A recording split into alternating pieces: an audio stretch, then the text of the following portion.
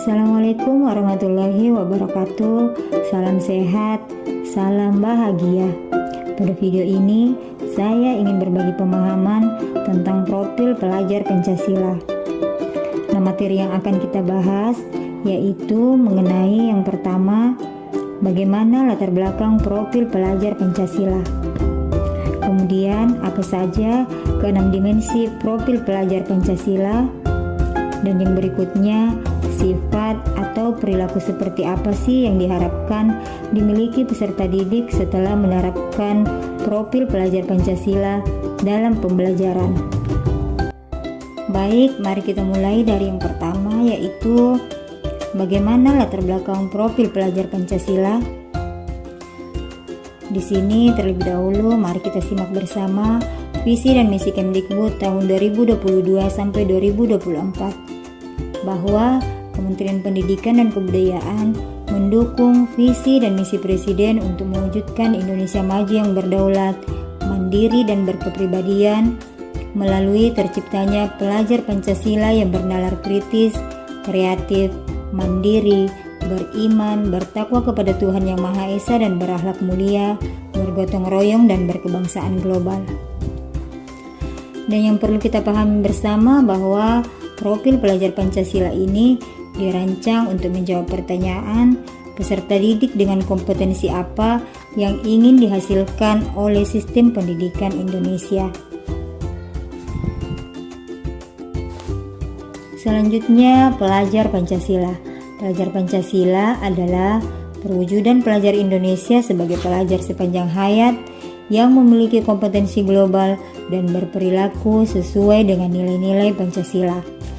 Hal ini sebagaimana yang tertuang dalam Peraturan Menteri Pendidikan dan Kebudayaan Nomor 22 Tahun 2022 sampai 2024. Selanjutnya kita bahas dimensi-dimensi dalam profil pelajar Pancasila. Jadi ada 6 dimensi profil pelajar Pancasila. Yang pertama yaitu beriman, bertakwa kepada Tuhan Yang Maha Esa dan berakhlak mulia. Yang kedua, berkebinekaan global. Yang ketiga, bergotong royong. Keempat, mandiri. 5, bernalar kritis. Dan yang keenam adalah kreatif.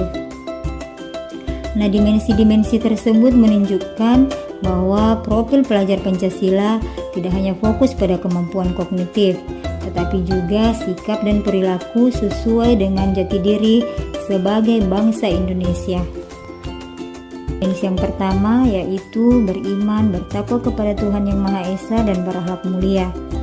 Dimensi ini menunjukkan bahwa pelajar Indonesia yang beriman, bertakwa kepada Tuhan Yang Maha Esa dan berakhlak mulia adalah pelajar Pancasila yang berakhlak mulia dalam hubungannya dengan Tuhan Yang Maha Esa. Perwujudan dari dimensi ini yaitu peserta didik memahami ajaran agama dan kepercayaannya serta mampu menerapkan pemahaman tersebut dalam kehidupannya sehari-hari. Baiklah, kita bahas yang berikutnya yaitu 5 elemen kunci dimensi beriman, bertakwa kepada Tuhan Yang Maha Esa dan berakhlak mulia. Yang pertama ada akhlak beragama. Perwujudan dari elemen ini yaitu peserta didik mengenal dan mencintai Tuhan Yang Maha Esa serta memiliki pemahaman dan mampu melaksanakan ajaran agama sesuai dengan kepercayaannya. Kemudian yang kedua, akhlak pribadi. Perwujudan dari elemen ini yaitu peserta didik memiliki integritas sebagai bentuk penghormatan terhadap diri sendiri dalam relasi dengan orang lain, serta mampu merawat diri secara fisik, mental, dan spiritual. Berikutnya ada akhlak kepada manusia. Perwujudan dari elemen ini, peserta didik mampu mengutamakan persamaan dengan orang lain dan menghargai perbedaan, serta memiliki empati kepada orang lain. Yang keempat, akhlak kepada alam. Pada elemen kunci ini, peserta didik mampu menjaga lingkungan dan memahami keterhubungan ekosistem bumi. Dan yang terakhir yaitu akhlak bernegara. Perwujudan dari elemen ini adalah peserta didik mampu melaksanakan hak dan kewajiban sebagai seorang warga negara. Dimensi yang berikutnya yaitu dimensi berkebinekaan global. Pelajar dengan dimensi berkebinekaan global merupakan pelajar yang mempertahankan budaya luhur, lokalitas dan identitasnya, dan tetap berpikiran terbuka dalam berinteraksi dengan orang lain, sehingga menumbuhkan rasa saling menghargai dan memungkinkan terbentuknya budaya baru yang positif yang tidak bertentangan dengan budaya luhur bangsa. Berikutnya elemen kunci dimensi berkebinekaan global. Antara lain yang pertama, mengenal dan menghargai budaya. Yang kedua, memiliki kemampuan komunikasi interkultural dalam berinteraksi dengan sesama.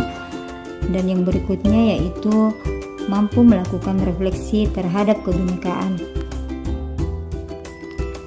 Kemudian dimensi gotong royong. Pelajar Indonesia memiliki kemampuan bergotong royong, yaitu kemampuan untuk melakukan kegiatan secara bersama-sama dengan suka dan rela agar kegiatan yang dilakukan dapat berjalan lancar, mudah dan ringan. Dan kunci pada dimensi bergotong royong. Yang pertama ada kolaborasi. Pada elemen kunci ini, pelajar Pancasila memiliki kemampuan kolaborasi, yaitu kemampuan untuk bekerja sama dengan orang lain, disertai dengan perasaan senang ketika berada dengan orang lain, dan menunjukkan sikap positif terhadap orang lain. Kemudian yang berikutnya yang kedua yaitu kepedulian. Perwujudan dari elemen ini yaitu peserta didik sebagai pelajar Pancasila memperhatikan dan bertindak proaktif terhadap kondisi di lingkungan fisik dan sosial.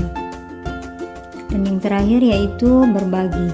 Perwujudan dari elemen ini yaitu peserta didik sebagai pelajar Pancasila memiliki kemampuan memberi dan menerima segala hal yang bersifat pribadi dan bersama. Dimensi yang keempat yaitu dimensi mandiri.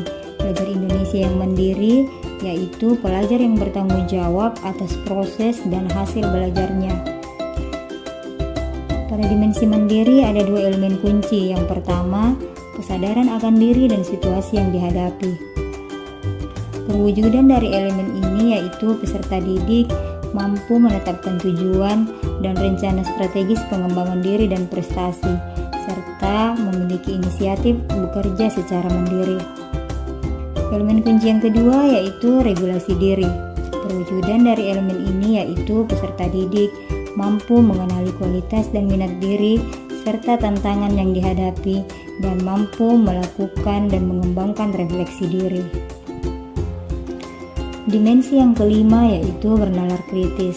Pelajar yang bernalar kritis mampu secara objektif memproses informasi, membangun keterkaitan antara berbagai informasi, menganalisis, mengevaluasi, dan membuat kesimpulan berdasarkan informasi yang ia peroleh. Nah, berikutnya kita bahas elemen-elemen kunci pada dimensi bernalar kritis. Yang pertama yaitu memperoleh dan memproses informasi dan gagasan. Perwujudan dari elemen ini yaitu peserta didik sebagai pelajar Pancasila mampu mengajukan pertanyaan dan mengumpulkan data dan memproses gagasan dan informasi sehingga diperoleh data yang akurat. Yang kedua yaitu menganalisis dan mengevaluasi penalaran.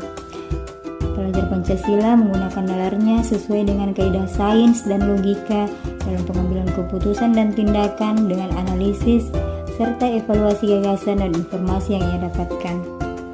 Berikutnya yang ketiga yaitu merefleksi pemikiran dan memproses berpikir.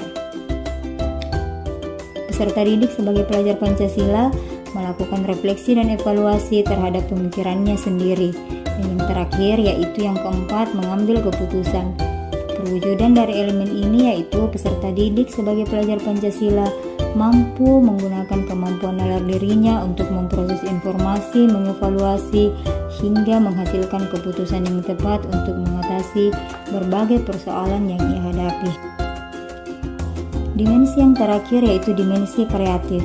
Pelajar yang kreatif mampu memodifikasi dan menghasilkan sesuatu yang orisinil, bermakna, bermanfaat, dan berdampak untuk mengatasi berbagai persoalan yang ia hadapi maupun persoalan-persoalan yang dihadapi orang lain yang ada di sekitarnya.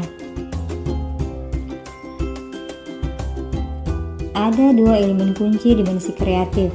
Yang pertama, menghasilkan gagasan yang orisinil, dan yang kedua, menghasilkan karya dan tindakan yang orisinil.